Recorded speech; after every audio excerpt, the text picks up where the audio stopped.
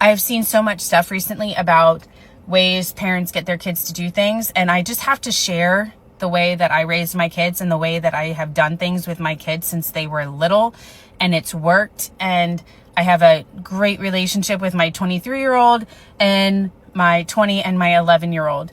And it was always about giving choices. So I can't recall a time that they just looked at me in the face and said, no, I'm not doing that. And I think it's always been in the way that I approach things.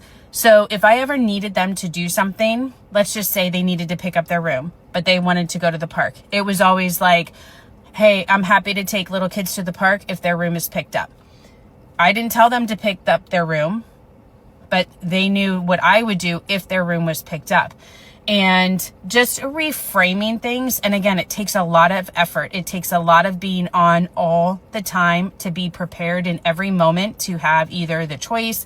So it can be exhausting, but it has worked out so well because my kids are like me and they don't like being told what to do. So whenever I would frame thing in choices, it kind of took away that you must do what I say because I say, and it more became this choice of what they could have. And they're very comfortable as adults saying no, and having justifiable reasons to say no, and I'm okay with that. But when they are little, of course, we want our kids to do what we need them to do. But I didn't want to spend my whole parenting life fighting with my kids over everything. And I am one that I just do not like being told what to do. So as soon as you tell me to do it, I don't want to do it anymore.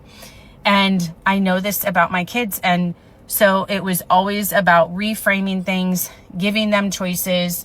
Hey, giving them time frames.